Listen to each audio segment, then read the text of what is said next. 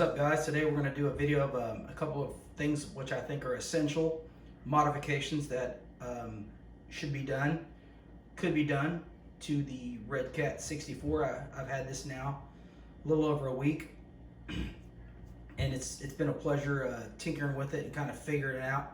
It's kind of an intriguing design on an RC car. It's extremely realistic. But today we're going to go over some things, like I said, that are necessities and some options of alternative ways of lowering it to get the car a little bit lower, your charging connections, etc. Without further ado, let's get into it. All right. One of the very first things that I would recommend doing to this car is change out the connections. As you can see here, I put a Dean plug in.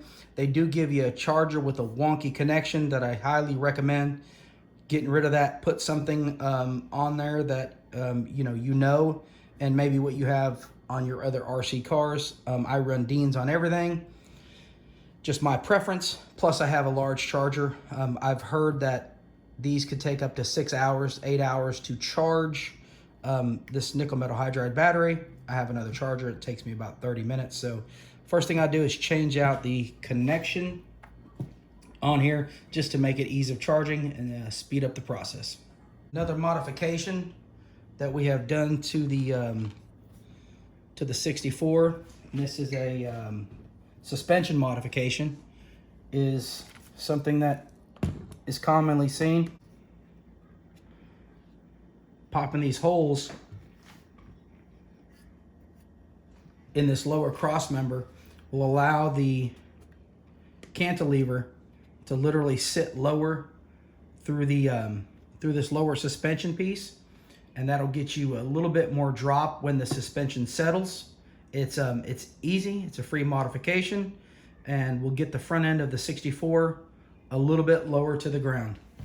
Another modification I did to the rear of this car was I swapped out the coil springs on the rear.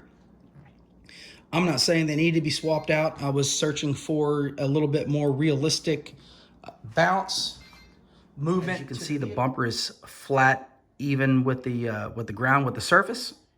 Absolutely nothing was done with the rear mount. All I did was change the springs out, so the shocks have retained the same. They're factory shocks.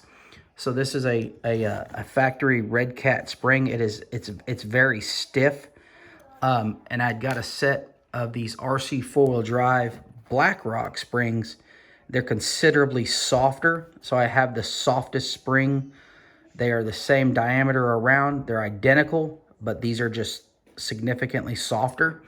And also, what you're going to get out of these springs is a noticeably different movement of the car, i.e. maybe more of a realistic movement of what we have come to see out of these cars. So run it through the motions and y'all see what it looks like.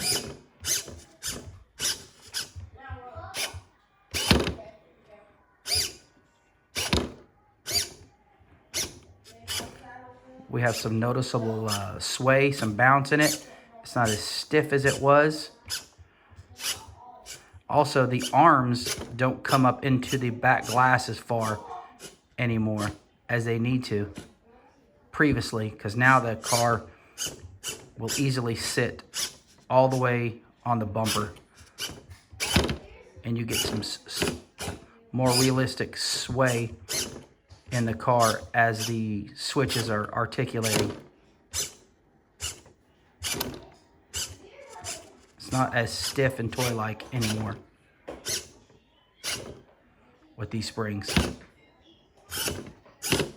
Now, the back end actually has suspension, whereas before it was so stiff, it never moved.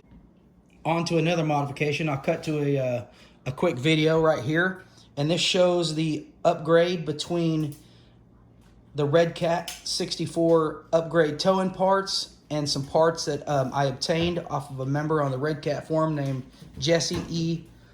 Macias.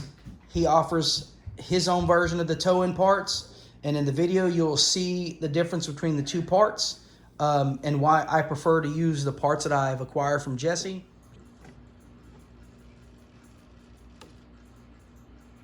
As you can see, there's toe in noticeably on both, but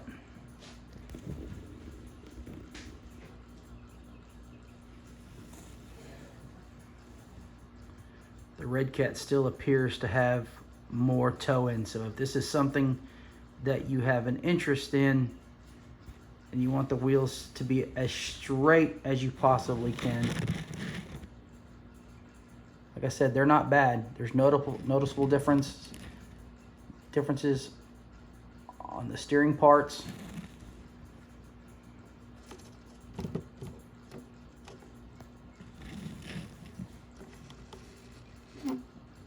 Full lock.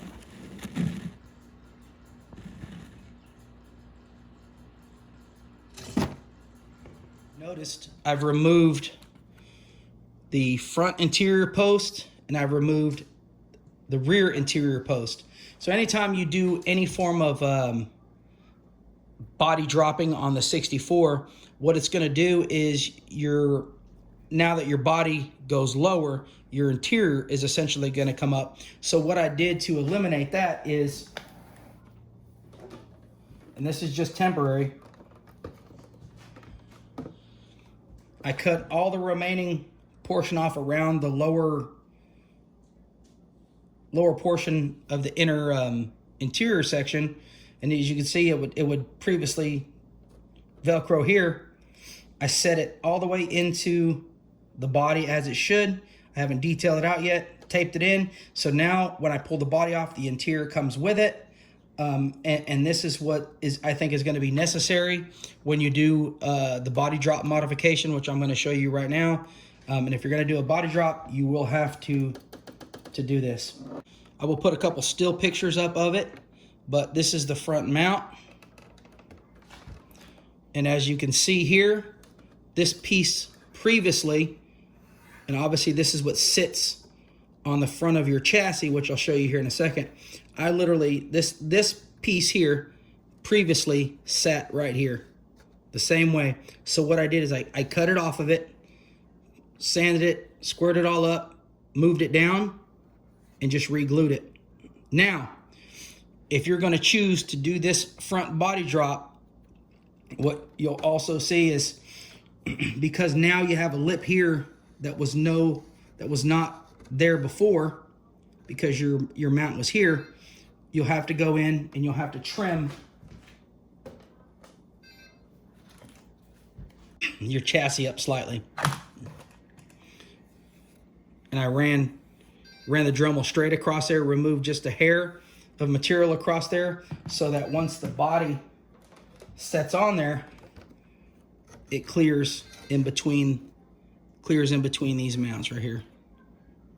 Like I said, I'll throw a couple still shots up there of this mount off the vehicle, but simply just cutting it and removing it and gluing it back in its lower deal. That's as far as you can get it without hacking up the car too much.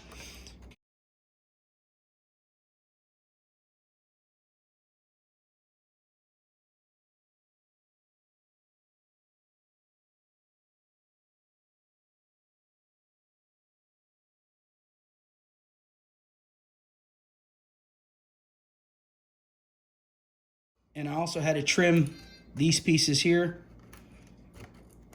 because they were coming in contact with the chassis pan. But once you do that, installing the body is a breeze. There's a lot of people that are talking about sliding the body underneath the rear of the car. I mean, it works, but what you're doing is you're forcing the car over the suspension, and the car kind of tweaks. I don't recommend that. So what I also did with the body reamer is, after I did the front body drop, I took these two holes here and I reamed them just a hair larger, because there's a little bit of interference when you put the body post through these holes. And what it does is it kind of makes it a little bit difficult to pop the body in. So if you just open the holes up just a hair, the body will drop right into place and keep you from wrestling with the body, trying to get the body on. Now that you've done the front body drop and ream these holes, I will show you how easy it is to put the body off and on. There is no modifications to the rear of this vehicle besides the lowering springs on the factory shocks. The shocks have retained their originality. And so when you open up the front body holes, it allows the body to drop on effortlessly. I'll show you that. Set the back on. Now the car is literally on. It's that easy. The backs are obviously elongated as they come from the factory. Again, I did nothing to the rear mount. I set it on in its place. There, I know when you clock the body in, it's in. Front sets on just like that. Makes it go off and on super easy. I was gonna do the magnet modification on the front of it, but after I did this, it was so easy, I felt that there was gonna be no need to do the magnet mounts. And in all actuality, I don't even have a problem with the body coming off the car. You know, I just kind of use it for what it is. I don't bounce it all over the place. So there we go. We'll run it through the motions a couple times just to let you see what it looks like. And with that front body drop, you don't get as much lift in the front and or rear, but so the car looks a little bit more realistic and scale for set.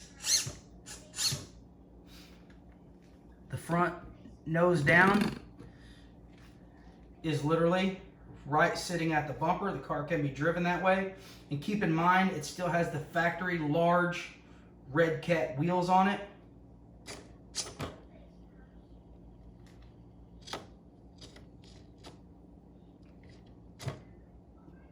And that is all the way down.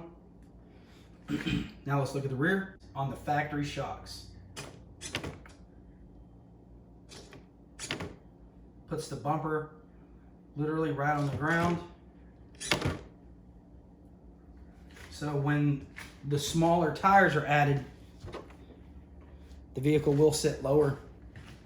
So like I said, it is lowered right now on the factory large RedCat wheels. This video gave you some kind of insights. If you got any questions, let me know. I'll be happy to answer. Thank you.